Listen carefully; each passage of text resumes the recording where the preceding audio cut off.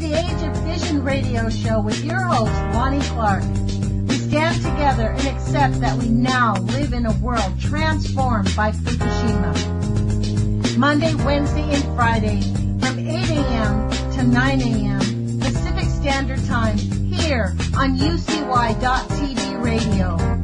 We relentlessly engage every ear that listens. We expose and confront the complete lack of accountability for the nuclear industry.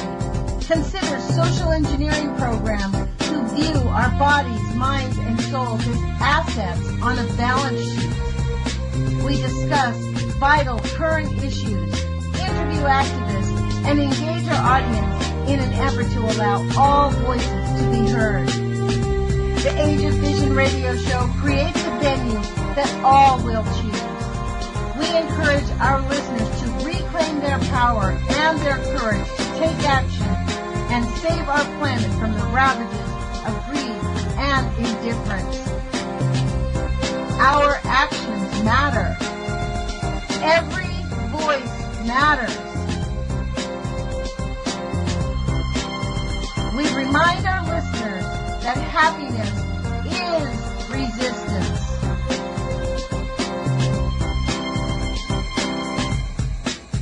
Love is greater than fear.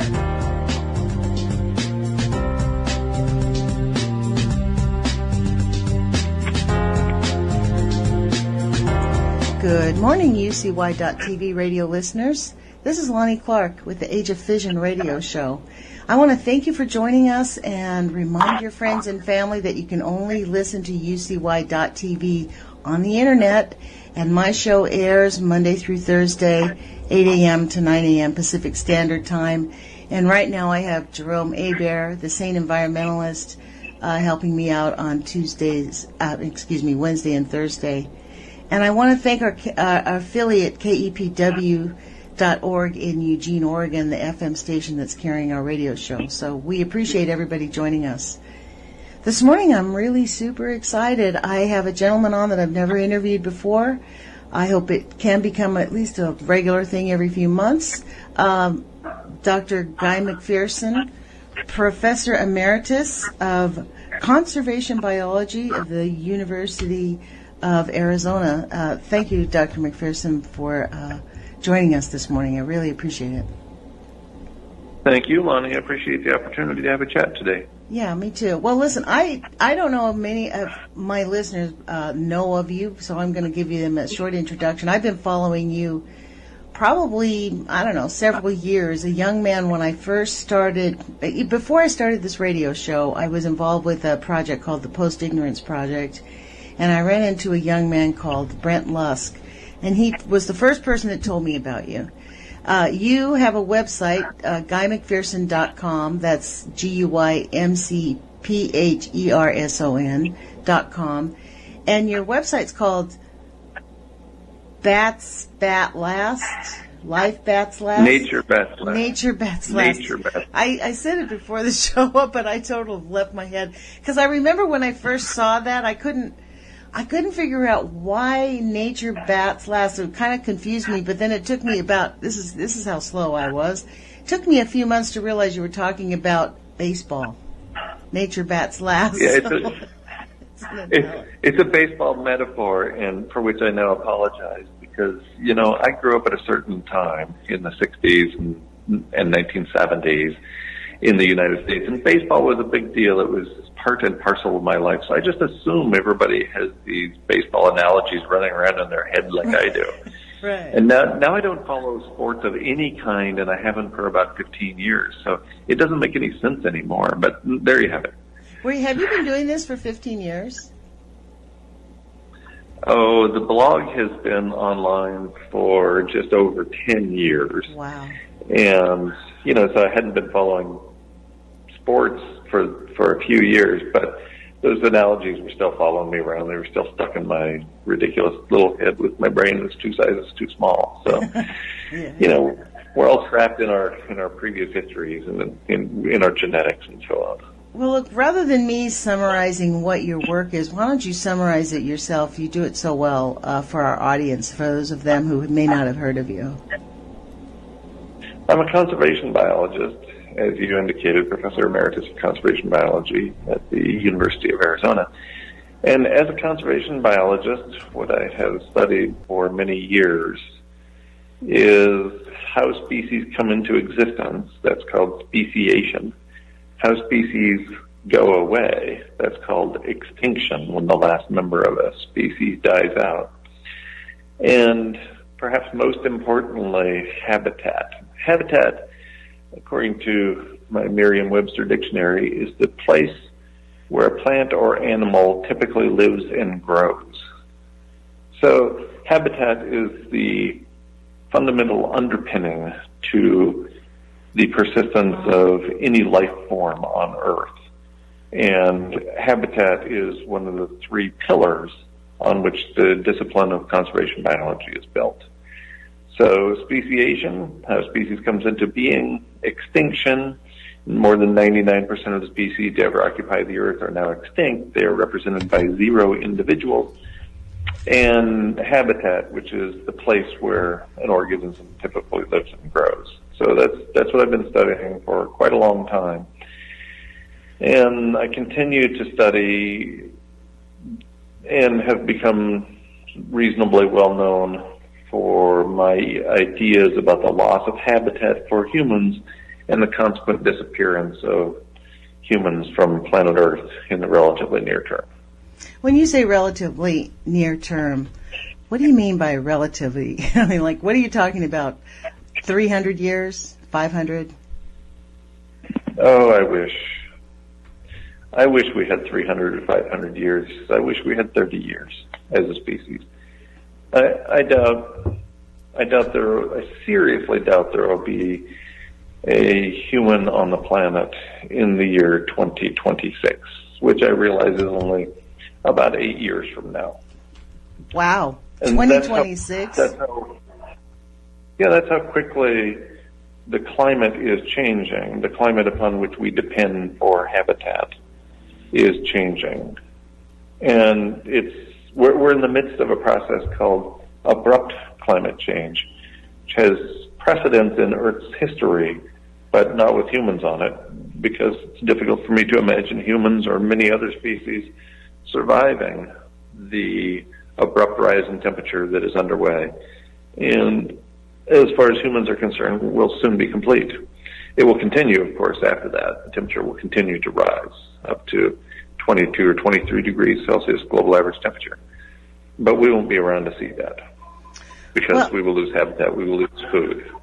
So essentially, do you think that the extinction of the human race, that's what you just basically said, will happen by 2026 at the hands of humans, like through war, or because of the collapse of the environment? Because it will just get so hot that people will just see people will drop off like flies when it hits a certain point. No, I think that's where we're headed, is people dropping off like flies. Wow. And I think that will come from a variety of factors. I think it'll come from dehydration.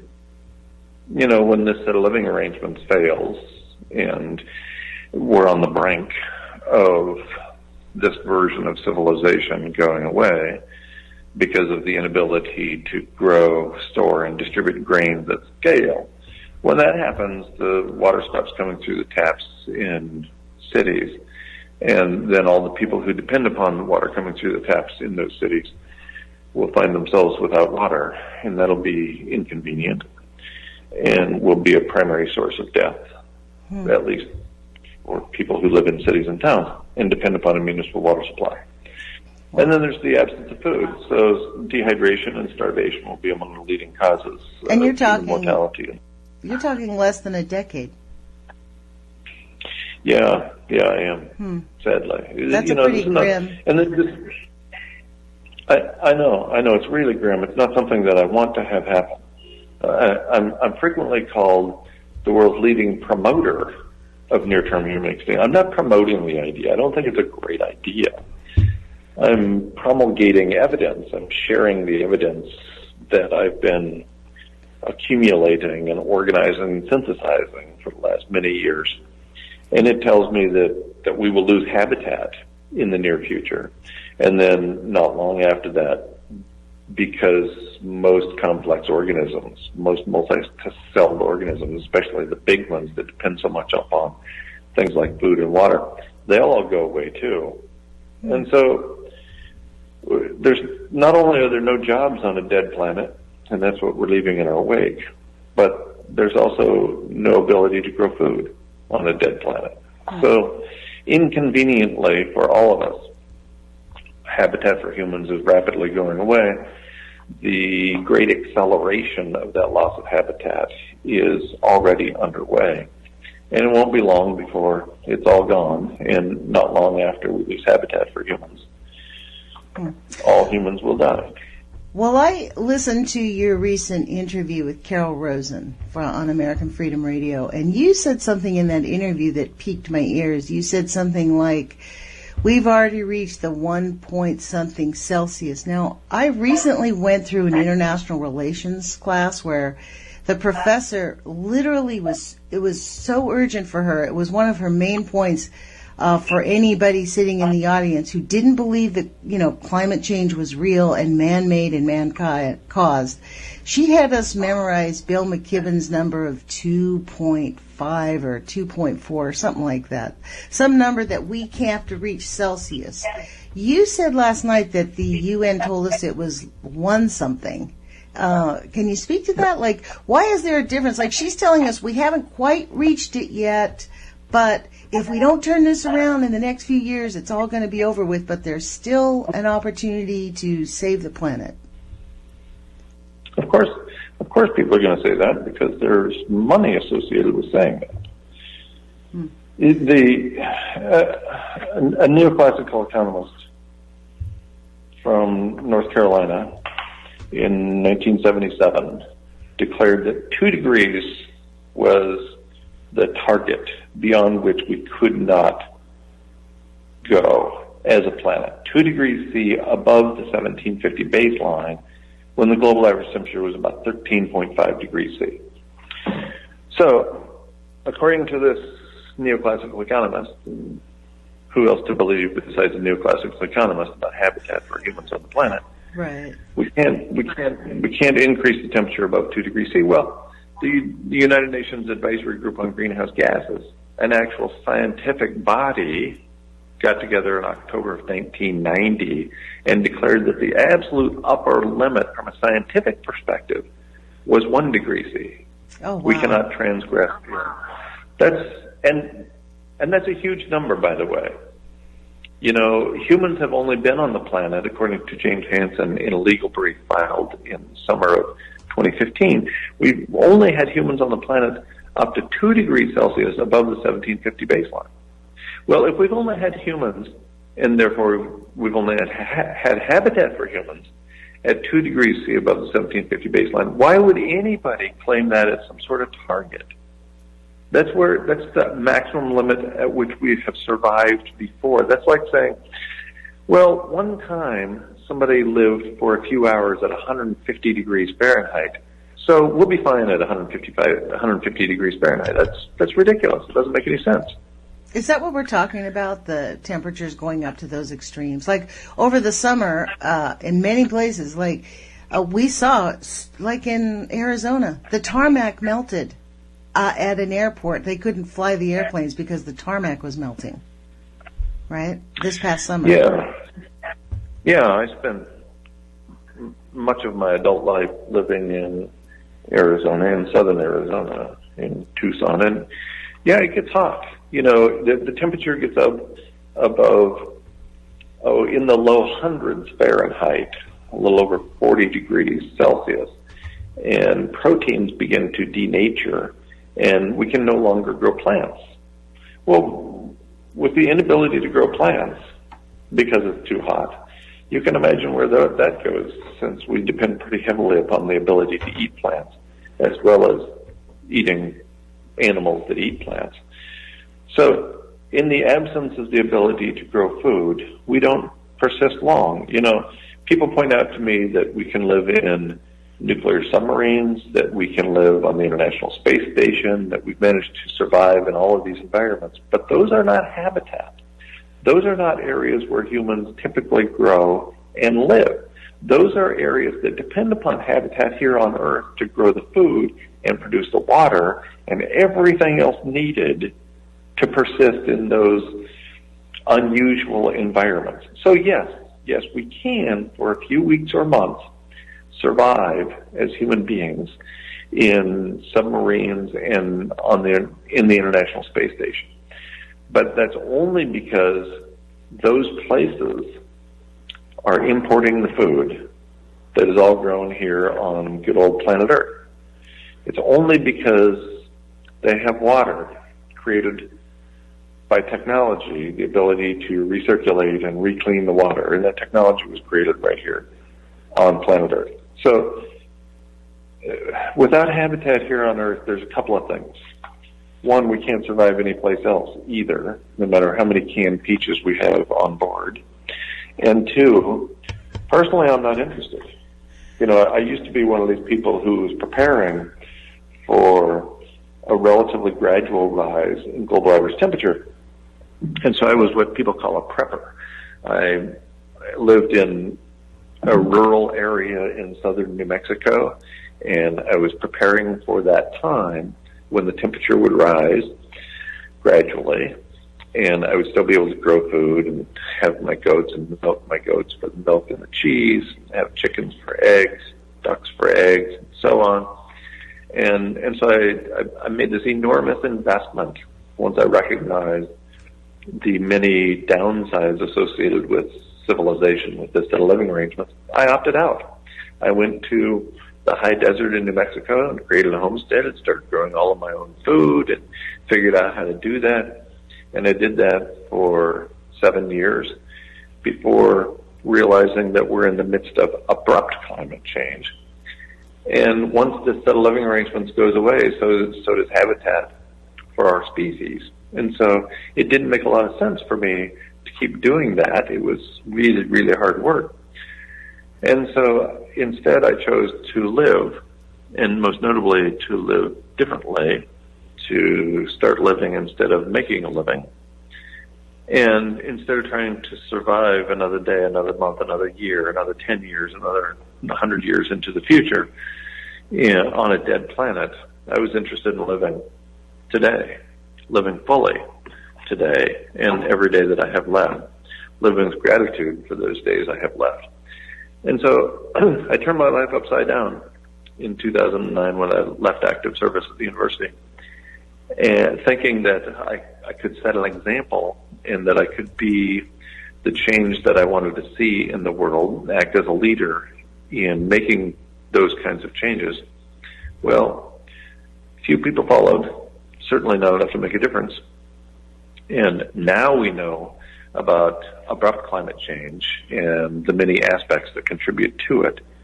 So I have opted out of the homestead in New Mexico, and I'm living much differently and primarily living in the Central American country of Belize, not because it will allow me to live longer than living someplace else, but because it will allow me to live more fully than I was able to live in the United States. Well, I have to say that when I first heard about you, it probably was 2013, I believe. I had just started school, and frankly, I was really angry at you, and I imagine there's a lot of listeners who are hearing this for the first time that are kind of angry too. And I was a cornucopian. Such a nice person. I know. Shoot the messenger. I was very much of a cornucopian when I started this radio show. Now it's almost 3 years ago. I was one of those that said, well, I got motivated because of Fukushima, and I actually didn't even realize how bad it was until a year later. And then I got involved with the Post-Ignorance Project. I got on the radio show, and I've parted ways with the Post-Ignorance Project, have been doing the radio show, have my own YouTube channel, and my own sense of activism on this message. And getting people to realize that, there's a lot of reasons why we're falling ill, not just from the climate change, but I think that we have been radiated beyond repair. At this point, this is what turned me around to understand that your message is probably pretty spot on. And I actually have to say I did not realize it was so sudden. I thought that you had been saying it was 50 years from now. But either way, 50 years, 10 years, it's still a pretty short time frame. Because, like New Mexico, is pretty well radiated. We are radiated all over the place in this country. And it is a ticking time bomb. If we were to survive 2 generations, 3 generations down the road, the genetic mutations would pretty much sterilize a large portion of the population. So Absolutely. I started thinking about that and then realizing, especially with the geoengineering. I live in Eugene, Oregon, and I am not kidding. The geoengineering, the trails that are in the sky every single day, like lately, they've been going around in circles. I mean, it's unbelievable, but they literally, you can see them going around in circles. There's no possible way those are airplanes going to any airport, because airplanes don't drive in circles on their way to an airport. And so it's been kind of a shock. I have 2 grown children who basically, I can't say the F word, no talking about Fukushima, or the R word, no talking about radiation. I know they're listening because now my daughter that has children does not let the children go out and play in the snow and eat the snow because it's super radioactive. But this message of people need to just live with urgency, that's the one that I cling to, because my nature is cornucopian. I believe that if we just have a positive attitude, if we face the reality that somehow we'll open up the possibilities for resolving this issue immediately, like within a few short years, if we would just unleash the real science that could, quote, cure the planet. The more I've listened to you speak, the more I'm embracing, I heard you say this a couple weeks ago, doom and happy face, right? You're not doom and gloom, you're doom and happy face. Like, we need to just get happy. In my introduction, I say happiness is resistance, and I really mean that. Like, there's no point. It is grim. We are probably the last of our species for a long time. I don't know if humans will be gone forever. I'm still a cornucopian in that idea, thinking that maybe 10 or 1,500 people or so will survive, and we'll end up like bringing. But when you think about it in those grim terms, like really, what's the point of 1,500 people on the planet? But that's something. I do have to admit, though, this is where most of us lack the science. When you were introducing yourself, you said that 99% of all the species no longer exist on the planet. That's a statistic I'd never really heard. That puts it into perspective. Oh, yeah. All species go extinct. Every single one so far, except for the very few that are remaining on Earth. Every one of them have gone extinct, and not just the dinosaurs. It's millions of species that so far have gone extinct. And there have been 5 mass extinction events previous to the current 6th mass extinction. And the current one has been underway for a while. Scientists were writing books for the general public a decade or 2 describing the 6th mass extinction, and finally the referee journal literature, as incredibly conservative as it is, caught up in 2015 with a paper admitting that we were in the midst of the 6th mass extinction. So, if nothing else, take a line from Homer in the Iliad. Any moment might be our last. Everything is more beautiful. Because we are doomed, you will never be lovelier than you are now. You will never be here again. That's awesome. Everything is more beautiful because we are doomed. Everything becomes brighter when you realize that any moment might be your last. The smell of every flower becomes sweeter. The look of every dog or cat on the road becomes more meaningful when you realize this might be your last interaction with a dog or a cat or a human being. So there are so many reasons to live with urgency, and yet most of us don't. Most of us act as if we can maintain the set of living arrangements forever, that we can keep going, we can keep trashing the planet like we have been indefinitely without any consequences. You know, there's a line from the Canadian Parley Moat that comes to mind. We're under some gross misconception that we're a good species going somewhere important, and that at the last minute we'll correct our errors and God will smile on us. It's delusion. It's absolute delusion. We can't trash the planet every day and think that we don't have to pay for it. That doesn't make any sense. Well, people act like we have two lives. You know what I mean? They act like, well, it's not that big a deal. And I think that's one of the reasons I've thought about this quite a bit since I've learned about and been following you.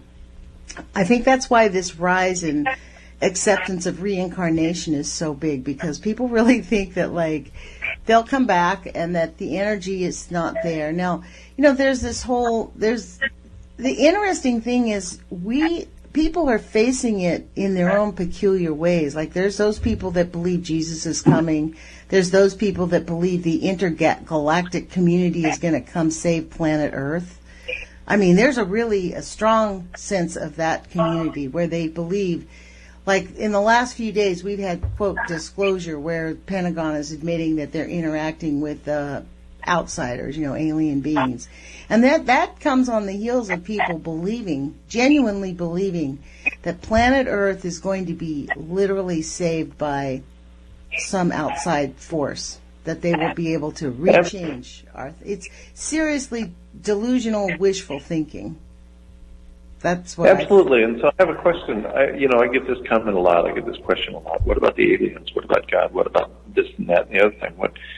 Haven't you thought about that? And my response is always the same. Pretend that I'm the alien. I'm the leader of the aliens. Now you tell me why I should save you. You tell the aliens why we're so worthy of being saved. Look at what we have done. Look at what we continue to do. Right. We foul the air, we spoil the water, we erode the soils into the ocean, we cause the extinction of 150 to 200 species every single day. That's an incredibly conservative estimate from the United Nations from August of 2010. I mean, what is it going to take before you realize that indeed we are doomed? Indeed, we will never be here again. You know, there's a great line from a guy named Daniel Whitmire, published in the International Journal of Astrobiology in August of this year.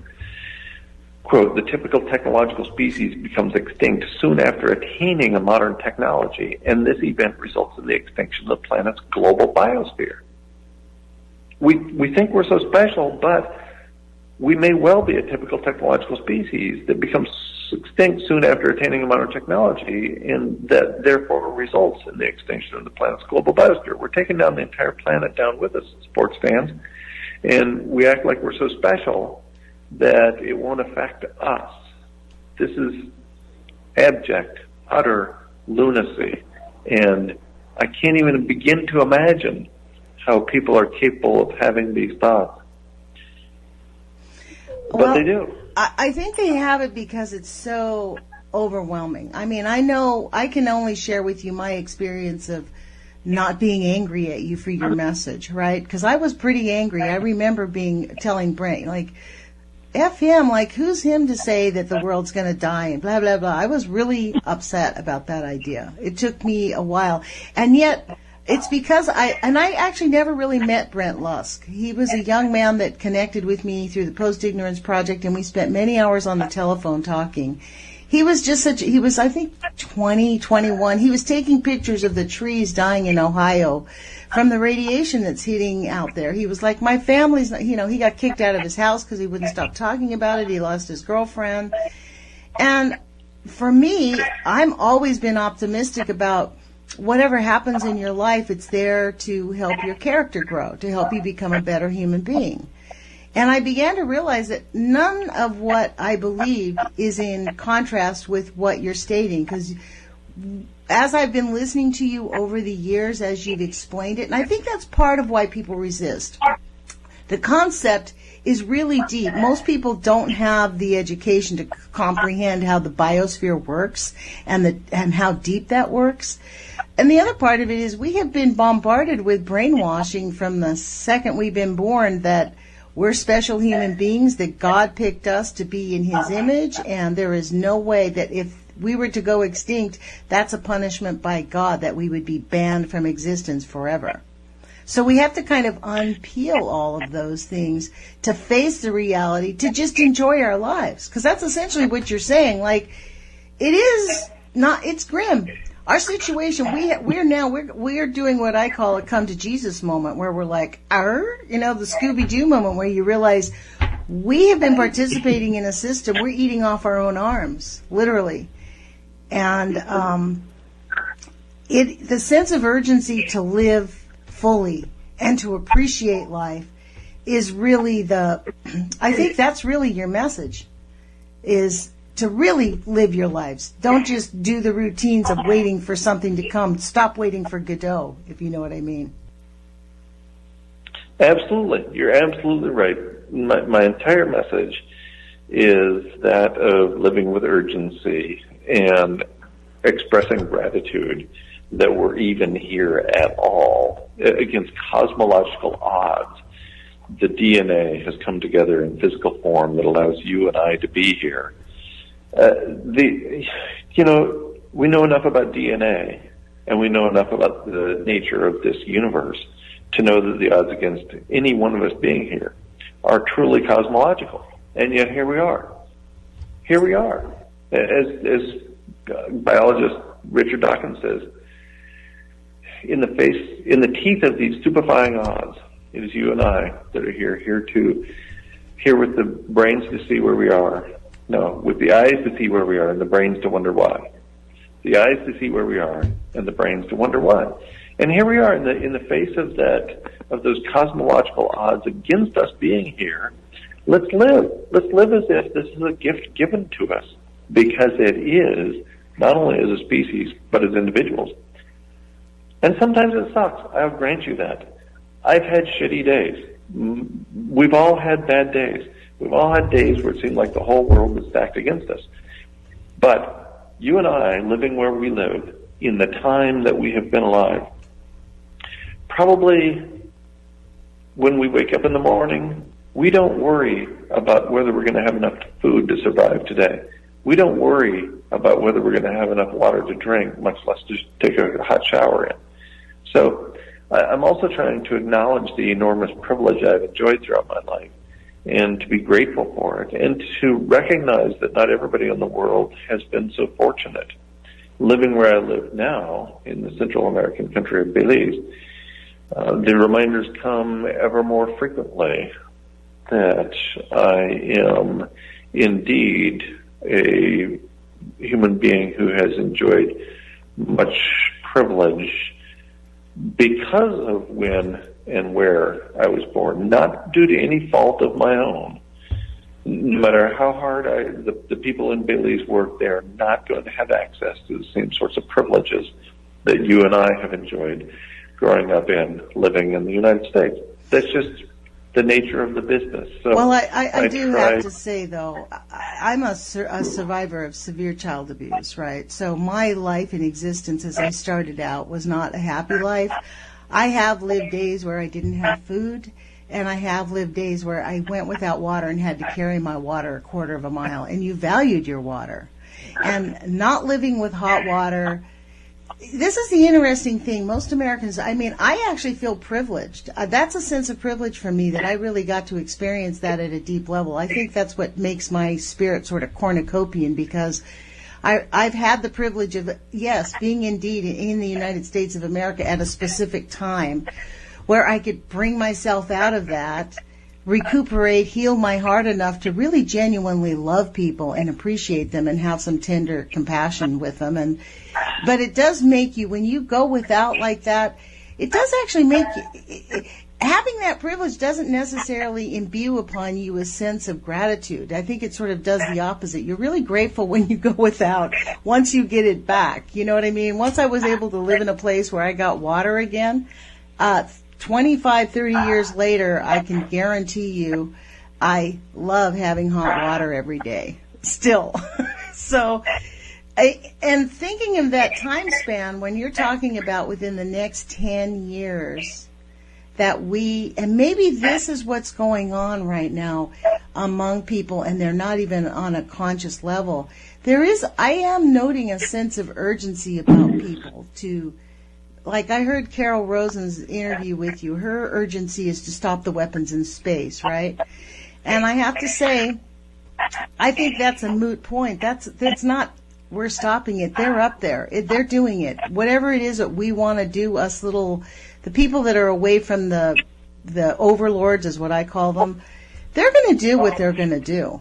And they're digging in deep into the earth. They think they know what they're doing. They think they're going to survive. Like you said, they think they can live on these submarines. They think they can go underground. But that's divorced from us. So the reason that I come to this radio station on every week is to help share the information so people can protect themselves, and to give people a sense of courage and happiness about it all, because there's no reason that we cannot enjoy the last of our lives. I mean, absolutely. Every day. Absolutely. We are complicated, complex, intelligent enough beings that we can simultaneously hold two thoughts. We can simultaneously hold the thought that it's a wonderful existence, that we got to be part of this grand play. We got these big brains. We got the eyes to see where we are and the brains to wonder why. We can hold all that in our brains. We can also say, and the situation is completely screwed. At the same time as it's wonderful and magnificent, and we get to be here at this stunning time in history, which for all practical purposes is the end of the line, the end of the movie. So we get to see the end and the horrors of that are happening right now and that will continue to happen. We can live with that as well. The situation is completely, totally trashed, largely at our own hand, not you and me individually. We did what other people do. We were born into captivity, as my friend Tim Bennett likes to say. But so we can hold both of those thoughts in our head. You know, at the main page of my university website, there still is a quote from Edward Said. There is no point to intellectual and political work if one were a pessimist. Intellectual and political work require, nay, demand, optimism. So at some level, I'm a cornucopian too. I'm absolutely convinced that my life will be relatively short compared to, say, my parents, who are still alive. And I'm also convinced that through my optimism, through my intellectual and political work, I can actually improve the lives of the people around me, including me. And that's what my work attempts to do, is reminding people that nobody gets out alive, that our time here is going to be relatively short. Even if you live to be 110 years old, your life will be relatively short. Mm-hmm. And we can live accordingly. We can live with urgency, and there are merits to doing so. I don't think it's necessarily contradictory for me to hold the idea of my life and your life and everybody else's life being relatively short, and also living with gratitude and living a joy-filled, joyful life. I don't think those are at odds with each other at all. Do you think, since we have such a short time frame, that it makes sense for people to throw themselves into activism to attempt to stop the throngs of climate change? Or like Carol, she's devoted. My opinion about her efforts on stopping the Star Wars program is, it's almost like a 2-year-old trying to climb a mountain. I mean, but she feels very compelled to do it. So when I reflected on her comments yesterday in terms of, here I am on the radio talking about Fukushima, radiation, chemical contamination, I get we have on victims and healers, and my goal is to expose these things so that people can prepare and protect themselves and learn how to stay happy and expect it when you get that cancer diagnosis, because it's coming. You know what I mean? And it doesn't mean our life. I got into an argument with someone in my environmental politics class that I really think that this culture undervalues death. I don't think that living is the end-all be-all. There's a time and a place where death is acceptable. And I'm not going to be one who plugs myself into a cancer radiation machine and plug myself up to tubes and live in some sterile environment, literally, and be an asset on a balance sheet for some hospital for the rest of my life. I'd rather die quickly.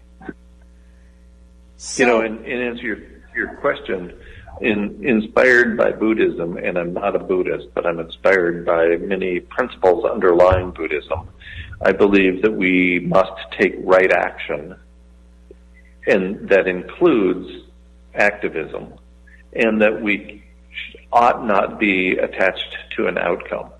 So I continue to do what I believe are right things. People accuse me all the time of doing things like, well, if he actually believed his message, he would take out a loan for $1 bajillion because he knows he's never going to have to pay it back. No, I believe in taking right action and not being attached to the outcome. If your right action is saving the planet for another day, another week, another month, another decade, please continue to do that, even if we won't be here. The best time to plant a tree is 30 years ago. The next best time is today, and that tree will not live for long. I know that. And yet, there is a lot of good to be said about living with principles and taking those actions that are right. Now, whether you're a fan of karma or not, if you don't take right action, where does that go? We know where that goes. Right. It goes to some place that we don't want to be. So let's take right action, and let's not be terribly attached to the outcome. My entire life,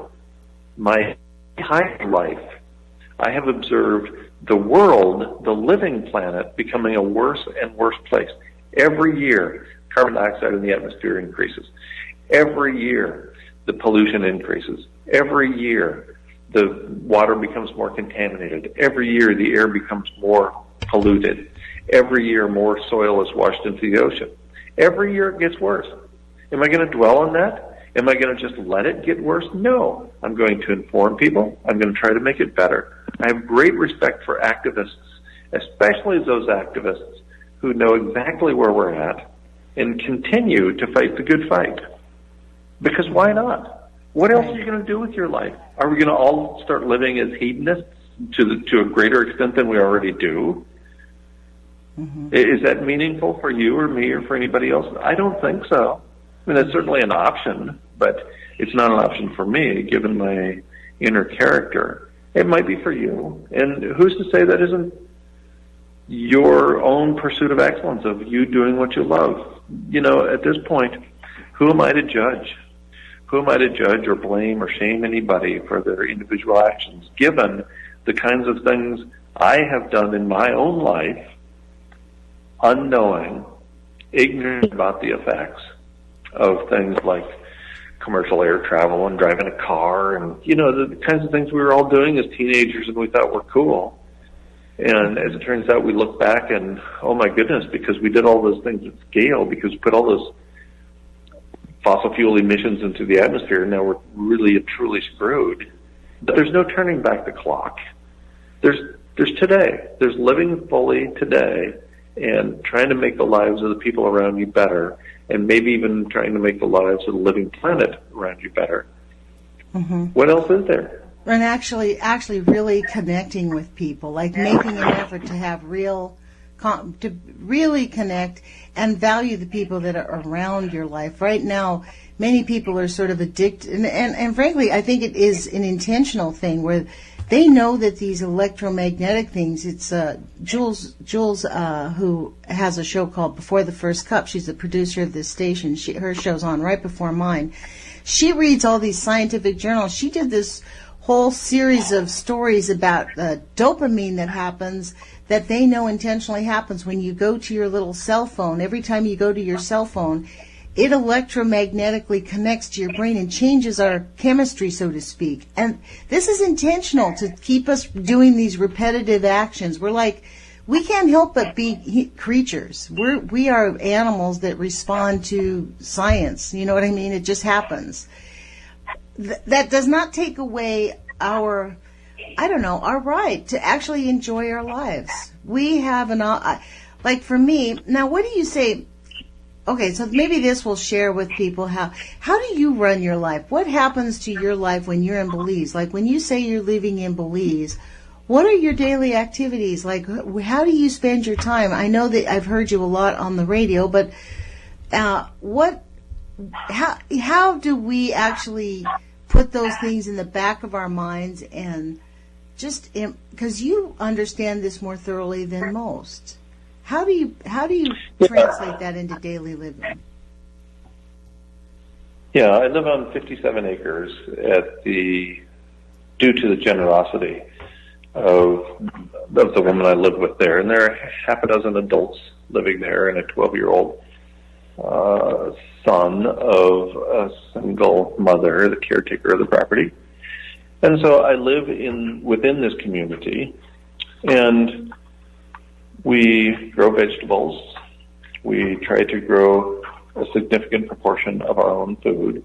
We're part of a CSA, Community Supported Agriculture, by which we purchase locally grown, organically grown vegetables. Mm-hmm. So we're supporting something that's sort of outside of the conventional GMO-tainted system of growing and consuming food. And we are trying to create a comfortable existence while we're there. We continue to build structures because we have a lot of visitors. Even as a minor public figure, I attract a lot of attention, some of it even positive. So we have people who come to visit us in Belize because they want to have the conversation they can't have with anybody else. The conversation about living differently and living with urgency and not living for very long.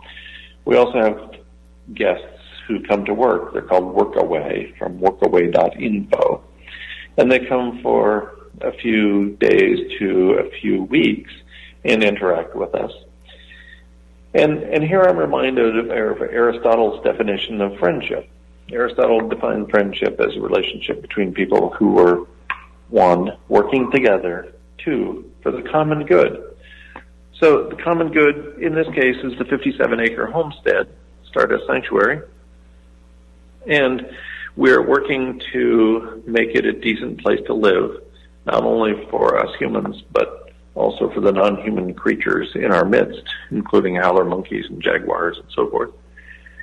And we're having conversations daily about living with urgency, about growing food, about how to frame the door on the duplex there, and so on. So it's an ebb and flow of my conversations like the one I'm having with you that come up periodically in my daily life there on the homestead, and also the pounding the nails and growing the food that mirrors what each of us does every day in our what we might consider our more menial moments, the times when we actually are required to go to work so that we can raise the money to buy the food, so that we can continue to put a roof over our own head, and so on. So it's a mixture of the mundane, just like with everybody else's life, and the conversations that truly matter, which most people do not participate in, conversations about grief and grieving and death and dying and bodily functions and sex. You know, all those things that we don't actually talk about in this culture are the things that really matter. Right. My daughter and I were talking about this a few weeks ago about how, because she just had a baby this last year, and when she got pregnant, I was like, what? Like, why would you do that? She's like, Mom, you know how many grandparents would be happy to have a grandchild, another grandchild? And it led us into this conversation where really I got her point is that we can't stop living because we know times are grim. That it doesn't, you know, we do the best we can. And frankly, before this, we got this modern age, life was unstable anyways.